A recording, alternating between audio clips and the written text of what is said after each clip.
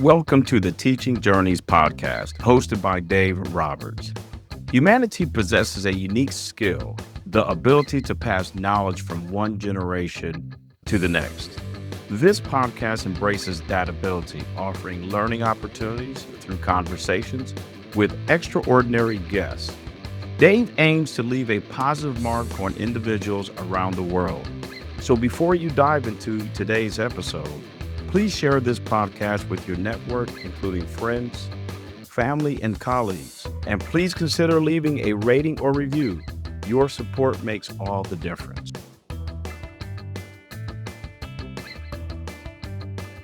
Hi, everyone, and welcome to another episode of the Teaching Journeys podcast. I'm your host, Dave Roberts, and today it is my pleasure to have one of my good friends on the podcast, Tammy Zumba.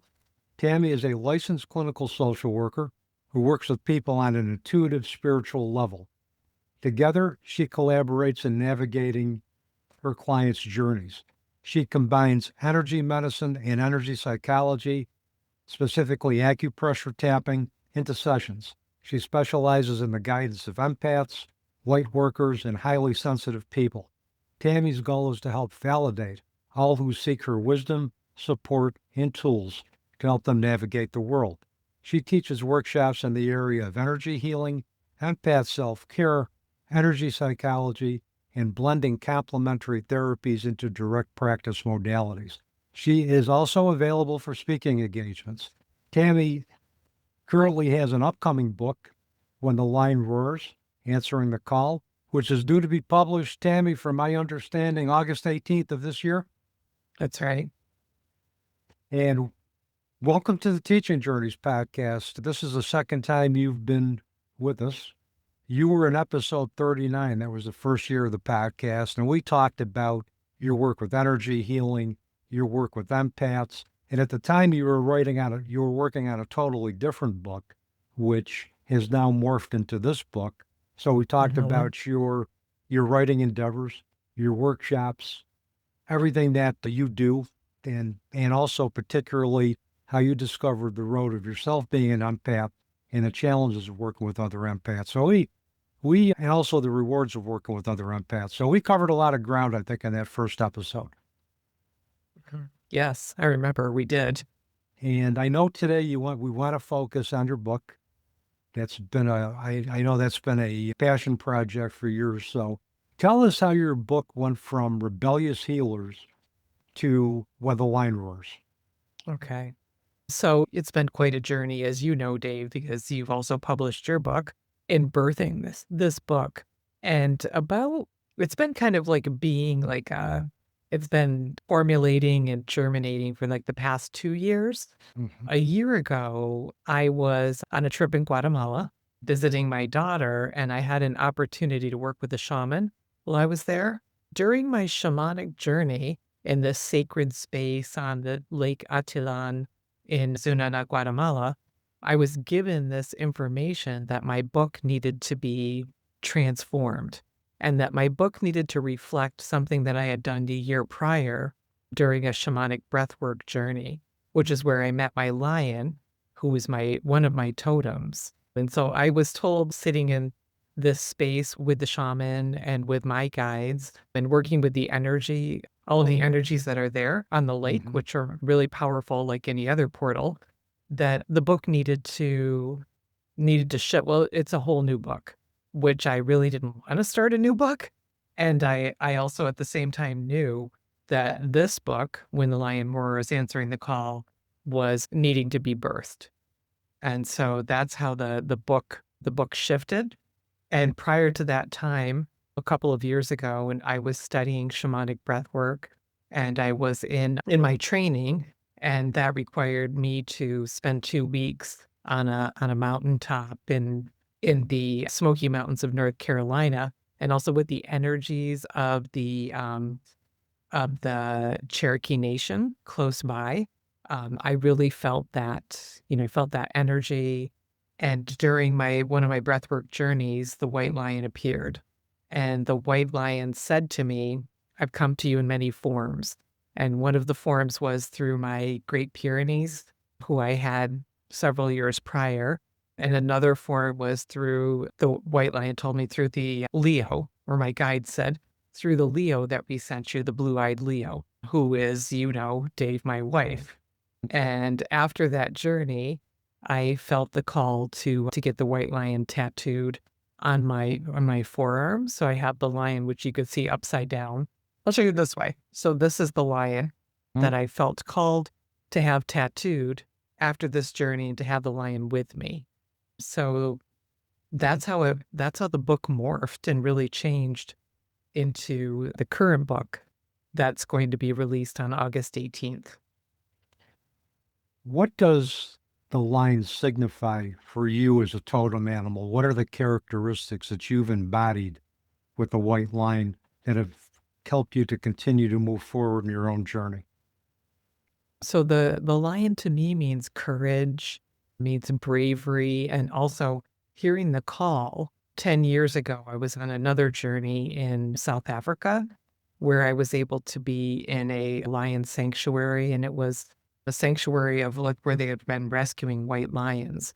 And so I was able to like view the lions like close up and make this connection. And to me, lion is not only bravery, but also connection to our community, to my family, being, loyal and always like protecting those who I hold sacred. And the lion just, resonates with me on so many levels. And that lions don't always roar to like scare off somebody or a predator, that sometimes lions just roar to like expel energy. And so I feel like I relate to that as well. Like just being like able to like, sometimes you just need to expel this energy. And part of the expelling the energy to me is like weaving that energy together in the words that are coming through in my book. Also, you mentioned being on a mountaintop, I think in North Carolina. And again, can you talk about what that experience was like? I know the white line appeared to you there, but what was it like just being on the summit and just being with yourself and nature? And so talk about that for a little bit too. The place where I did my training for shamanic breathwork is, as I said, it's in the middle of the Smoky Mountains in North Carolina. And we were able to do our breathwork, which if anybody has done breathwork before, you know that this is a somatic experience, and you know that breathwork can take you to some really deep places, especially shadow work, which is something that a lot of us don't want to do, like myself included. I knew I had to, right? I knew I had to like answer that. That was part of answering my call. So being there, being in connection with nature and being like where we were was there was a platform. It was called the Air Temple. So it was wide open to the elements, and just being able to look at the Smoky Mountains as we were, entering into this breathwork state and watching the magic, like the clouds transform into dragons. There were a lot of dragons there, and that's why the Smokies get their name, I'm told, was intense. I would say it's the deepest work I've ever done. I've experienced a lot of different energy modalities, and this with the music, attuning to the chakras, the rhythmic breath work, which produces your own DMT, which we know in a lot of like plant medicines work with that, with your DMT. That I had so many visions and so many journeys, and not just like looking at them at the screen, like looking at your soul's path and your soul's experiences, was like being in those journeys. It was a lot about reclaiming parts of my soul that were lost. And that's part of what the lion did for me. It was like bringing back those parts of my soul that were fractured from traumatic experiences, from losses, from divorces, from betrayals, all of the things that I write about in my book. And it also gave me a different perspective on forgiveness and using forgiveness as freedom, which is a chapter in my book, Forgiveness as Freedom. And I didn't realize how much anger I was holding. I really thought, and I think it's a strength, and also it can be like a kind of a detriment to be a therapist, because I could rationalize it. Like it was like, well, I've worked through that anger. I'm not angry anymore about these people that I felt betrayed me, my ex-partners, my, work going through those divorces, and I didn't realize how much anger I held. So this somatic shamanic journeying breathwork is about like, it's vocal, it's screaming it out. It's like getting it out of the body. It's all of this like kind of release that I had not experienced on that level before.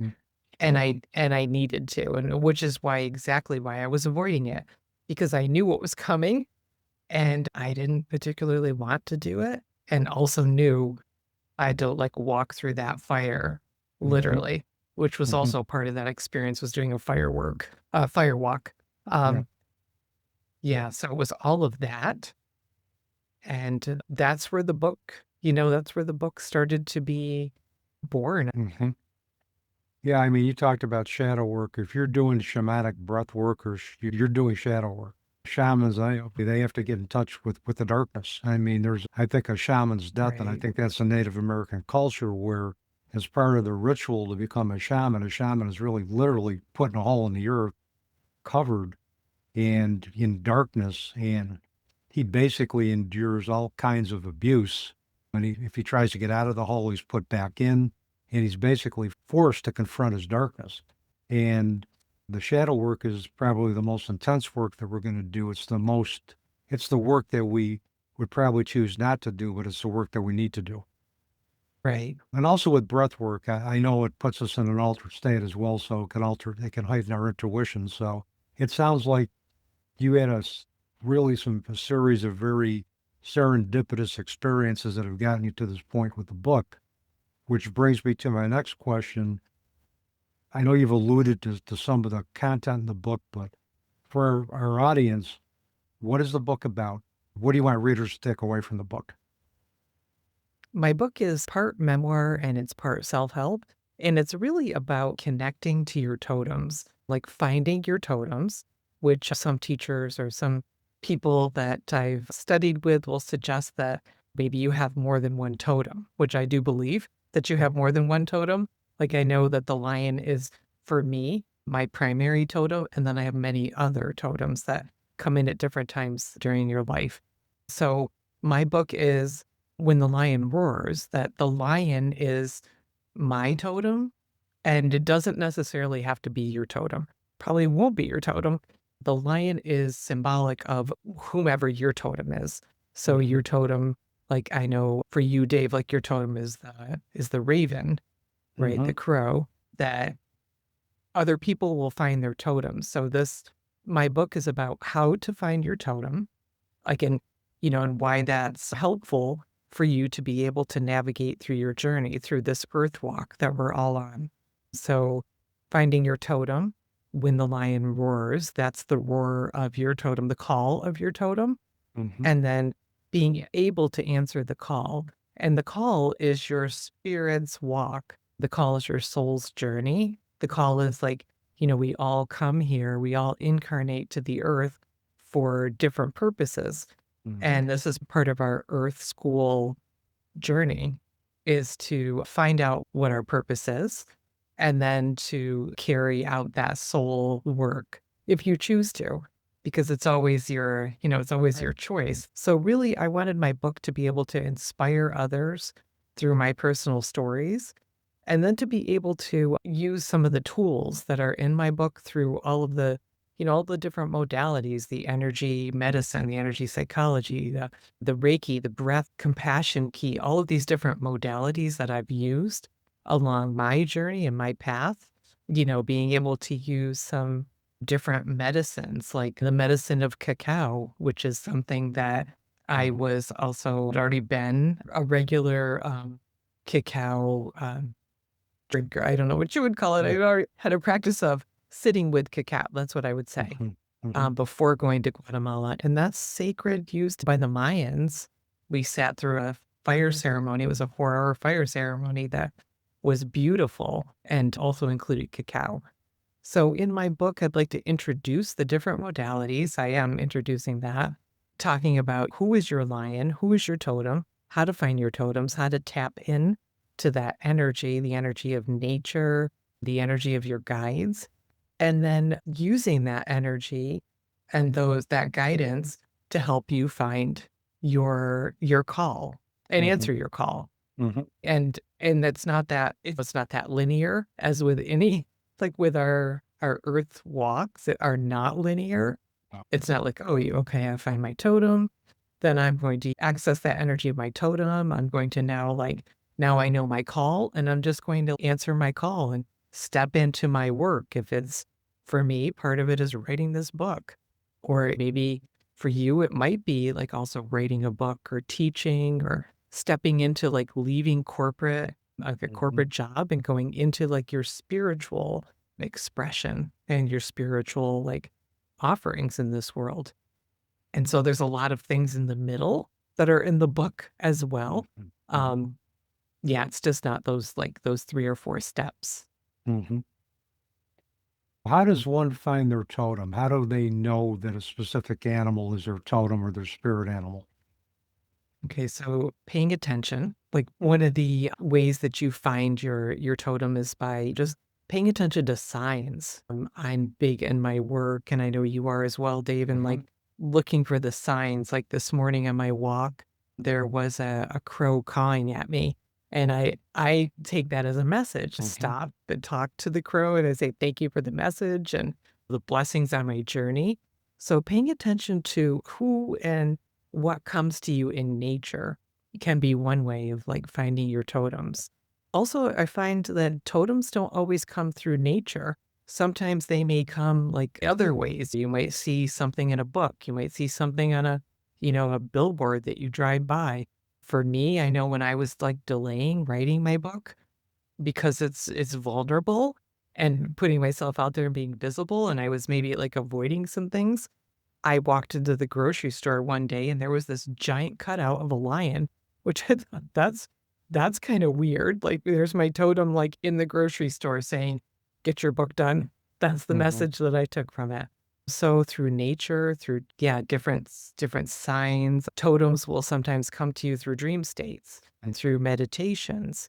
Sometimes you'll find as I talk to several people a week in my office and sitting with people that they'll mention different things, and I pick up on those different signs and the synchronicities. Your totems can also be domesticated animals. They don't have to Mhm. be of nature. So you can find sometimes I know one of my dogs, I was led to adopt her from a rescue. And that was, she's one of my totems. So there can be many ways to meet your totems through journey work, as I Mhm. did meet my totem. Sitting with cacao, which is a heart opener, can help you open up to that experience. Being in circles with other people who are of your like-minded spiritual Mhm. circles. I hold space for a women's circle, and often we talk about that. Different Mhm. totems through cards. There are Mhm. like oracle cards and different books. When you notice different animals, like I'll pay attention to, let's say Mhm. if you're like on a drive or on a hike and you see maybe like deer or a turkey, which are common in my area, and I see them, multiple times, I'm going to notice and wonder what that message is and if they're coming in as a new totem. So Mhm. Animal Speaks by Ted Andrews is Yep. one of the books that I use to help me like, interpret what the message is that's coming through one of the totems. Mhm. Yeah, Animal Speaks is one of my go-to books as well too for animal totems. Jamie Sams and David Carson's book Medicine Cards is another really great book, particularly to get Yes. the both of those books to get the Native American perspective on the teachings of animal and nature. But one of the things I've learned through my readings of Native American teachings on animals and nature is that you don't see an animal makes themselves known to you. And then any particular animal sighting, whether you're taking a walk or going out in nature, is significant. It has something to teach us, so we need to pay attention. If that animal keeps repeatedly showing up, then that animal's got a really strong message and you need to really pay attention because that message is tailored for you. So basically creating that kind of awareness is just through paying attention, just being able to connect the dots and realize if something is repeating itself, that it has a message for you and it's not going to go away until you research what that message is. So You mentioned multiple totems, and I would agree with that. Raven is one of my totems, but also wolf as well, too. Wolf and crow together are both my totems. And in my recent meditations, wolf has been showing up quite a bit. So I know what wolf signifies to me, but if wolf keeps showing up, the question I need to ask is, what are you trying to teach me? And then not try to figure out the answer during my meditation, but just kind of wait to see how it unfolds. But I need to ask the question. Um, so, and there's always Yeah. something our totems can teach us. We're never done learning from them. We just have to realize that if they keep showing up long after we have understood their initial lessons, that we need to ask the question is, what more do we need to learn? Right. And I wanted to mention also, Dave, you just reminded me of this, that sometimes our totems will come to us in very subtle ways. Mm. For instance, my wife is a photographer, and we often spend a lot of time in the woods hiking. And she said, she'd love to have a picture of a bear. And so we're always like looking for a bear. I live at the foothills of the Adirondack Mountains, so they're pretty common. So on one hike, on every hike, I always like to take pictures, and I always like to take a selfie and just have that as a memory of that experience. So she had said, well, let's just do the selfie. Like, let's get it over. Then we can do the rest of the hike and she can take pictures. So we did that and got home, and we were just flipping through our pictures. And behind us in the woods, quite a ways back, was a bear. So it was kind of funny. I was like, oh, there you are, to the bear, that the bear was like not wanting to make themselves known. Like, they don't have to be like right in front of you. And yet it was kind of funny because the bear was like photobombing us. It was like the joke's on you, right? They wanted a picture of me, and here I am right behind you, and you didn't even see me. So paying attention to messages like that, like Mhm. when your totems come in and it's more subtle. Yeah. And, Yeah. the other thing about totem animals, they have specific meanings attached to them depending on which, the spiritual reference you're looking at or Native American teachings. And I even think within Native American tribal nations, animals have specifically different meanings. There are some commonalities, but there's differences. But it's, what does that animal mean to you? It's not what the book is Right. telling you. What does that animal signify to you? Mhm. I had a friend of mine, that I think saw a deer a long time ago. And deer is about, love and gentleness to others and self, and the gentle call for adventure. But for her, it reminded her of the fact that even though she didn't have children, she was still a mother because she has a lot of that mother hen piece in her. Animals have different meanings for everybody. We need to touch into the individuality of the messages for that individual. And of course, that's also consistent, as you know, as a therapist, with doing client-centered therapy. Yeah, So, and I've always felt that also, Dave, like reading, like you had mentioned, Jamie Sams and David Carson's animal medicine cards, which I also use regularly, that I feel like it's a good reference to have that book and the cards, and also to trust your own intuition in the interpretation, like what is this totem trying to say to me? See, like you're saying, Dave, it is individual. So yeah, I just feel like both of them are animal speaks, and the animal medicine cards are great tools, and also to be able to look at and to tune into that energy of your totem spirit guide, and what are they trying to say. yeah. What I got from the bear was that it was time to like hibernate, and that's what I had to do for my book, Hmm. was like hibernate and give yourself a break, like slow down and hibernate and like go inward. Hmm. That was my message from the bear. Well, obviously you went inward enough to write your book. So, Yeah, but one of the things you mentioned earlier that you've talked about in your book is forgiveness is freedom. So why don't you right. talk about that? But why do you believe forgiveness is freedom, and how would you talk to an individual who says, I want to forgive, but I really don't know how to do this? Yeah, that's a great question. It's something that I talk to people regularly about. And, you heard me say earlier that I worked through a lot of anger, and part of working through that anger was the forgiveness piece. So, forgiveness as freedom means to me that energetically, you're releasing that core, that tie, the connection that you have with the other person who you could consider the one who hurt you, the offender. And forgiveness, in the way I'm referring to forgiveness, is not excusing the other person's behavior, excusing the way that they've hurt you, excusing the trauma that you've experienced, the abandonment, all of the things that happen to us on our earth walk. That's not what I'm referring to in forgiveness and saying, okay, well, it's okay now. I'm just going to forgive this person. You are releasing yourself from that energetic bond with that other person, and you're creating freedom and space for yourself to be able to create, to be able to live, to be able to have more capacity for things like peace and love and joy. This is not, this is something I've been doing for decades, as I think most of us do when we make that choice to step in, face the shadow, and then look at, do I want to stay engaged and enmeshed with this other person or persons? It's usually more than one person.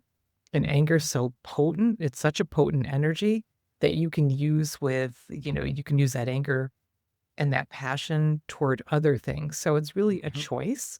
And so that's what the freedom is, disconnecting yourself from that energy that you're holding. Some people say to me, like, well, what if I let go of this energy, if I let go of the anger, then I feel guilty, especially if this person has hurt somebody close to you and you're holding the anger because you're angry at the person that's hurt your person that you love, or you're holding that anger because that person doesn't deserve for you to like forgive them and give them that freedom when you're really giving yourself that freedom.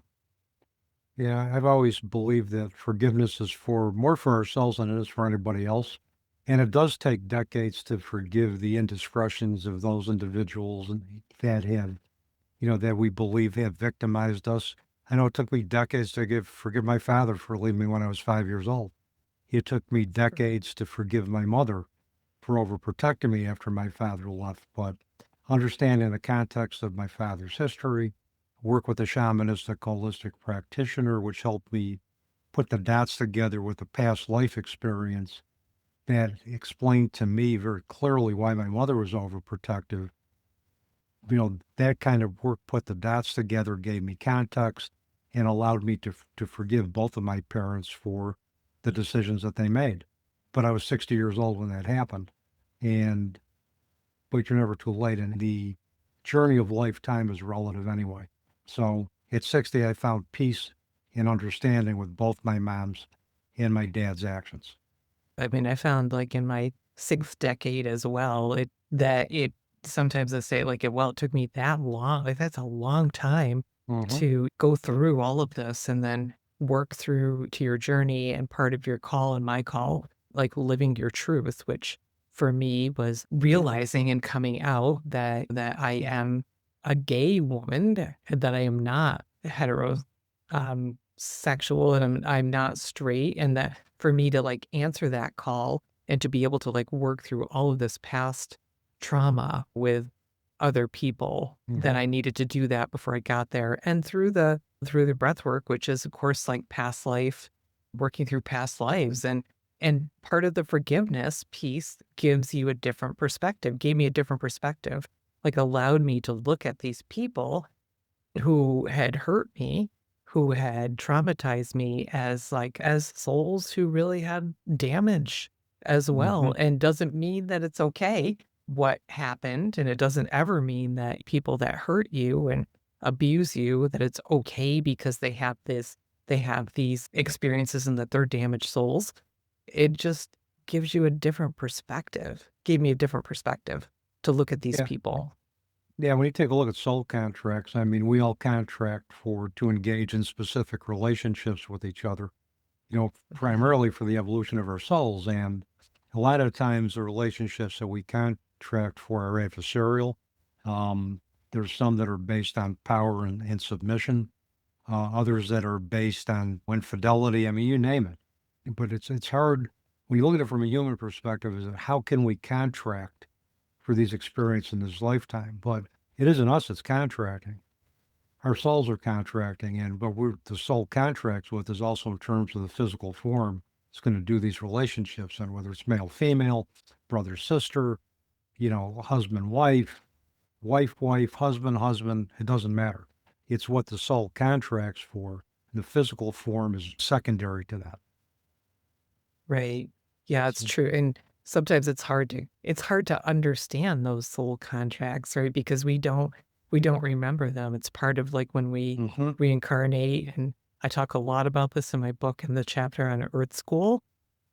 When we reincarnate, we forget. We have this amnesia, right? And then we spend all of this time, which is relative because time doesn't really matter in other realms, but in our Earth journey walk, we spend all of this time trying to discover who we are, and then like why we came. And sometimes we get those. I feel like when we're doing that spiritual work, part of it is like discovering like a treasure map. It's like a scavenger hunt. Like you get all these clues, and hopefully you have enough clues to figure it out, and then you realize like, oh, maybe I made a soul contract with this person, or I did make a soul contract with this person, or I'm working through some karmic things, paying karmic debt, maybe back as something you agreed to in other lifetimes.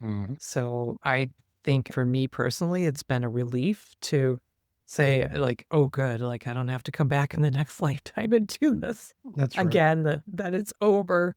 Hopefully, I think it's over. I think we worked through it and we fulfilled that soul contract. And you said the soul has free will, so when the souls are contracting for their physical existence, next physical existence, or of course they could choose to stay in spirit realm. Right. That's also part of free will. They have a say in terms of what they want to experience or what they don't want to experience. And, but for me, I would have never contracted consciously. The human experience with me would have never contracted to have experienced a transition of a daughter at 18 years old. But my soul did. And I also realized that, there's a lot of growth has occurred as a result of those challenges. And there may also be some karma that I had to resolve in this lifetime as a parent who has experienced the death of a child, because I learned in another lifetime through my own shamanistic holistic practitioner that I died in another lifetime and my mother wasn't there to protect me. And so that helped me understand the overprotectiveness piece, but I also needed to walk the path for my soul's karma as a bereaved parent. Now, I would have never told you this 23 years ago. I would have come to that conclusion because I was living in the depths of grief and the pain of grief. But time has a way of helping you kind of be introspective and look back and reflect. And basically with all the different perspectives I've incorporated, I realized that, this was my soul's journey, like it or not. And so now that I understand that, what am I going to do with that, the human experience? Right. So, yeah, it's true. I mean, a lot of the experiences that we've had and the loss of a child is one that's, it's hard to like fathom even in these human brains and bodies that we would choose an experience like that or any kind of traumatic event. With my daughters, like raising my daughters and some of the things that we've all been through together and some of their journeys, I think like, why would we choose to do this? Or when I see people in my office who have walked through the fire in terms of like trauma and all sorts of abuse, like who would make that contract? Who would make that contract to have a child harmed or anybody harmed? It doesn't make sense to us when we're here. Yeah, we made those agreements. And we're not supposed to remember past lifetimes, because if we did, we would try to alter the contract of this lifetime. And we're not supposed to do that. But we can remember, through just associations in the physical world. Like you said, you meet somebody, it's almost like, well, did we meet? It seems like we met in another lifetime. Or to go to somebody like you and somebody else who can read the Akashic Records of the soul and kind of give us some insight in terms of why we've chosen the path that we've chosen in this lifetime. But beyond that, we're not supposed to come in with conscious memory of past lifetimes. So, True. Right. Yeah. And one of the things you mentioned, Dave, was Akashic Records, which I read the Akashic Records, and that's been really helpful to me. The Akashic Records, which are the journal or the journey of your soul, which is all recorded, and it's recorded in an etheric, energetic library, stored in the sixth dimension and above. So being able to access my own Akashic Records at the time when I was going through major transitions, coming out, realizing I'm not the straight woman who's been married and has 3 kids, that going through that journey. And one of our mutual friends suggested, opening up my Akashic Records, which was really helpful. I open up the records for myself and can open them up for other people. And in opening up the records for myself at that time and looking at these past lives that I've had with my current partner and other partners in the past, helped me put those pieces together. It's kind of like that flashlight, you get that flashlight in a dark space where I'm like, oh, okay. Those intuitive hits, those light bulb moments, that you have that wisdom and that intuition that comes in. So you can develop a different understanding and a different way of looking at things like these experiences, right? In the past, like how your past lives intertwine with this current life, and why you struggle with, if you meet the same kind of person in different bodies.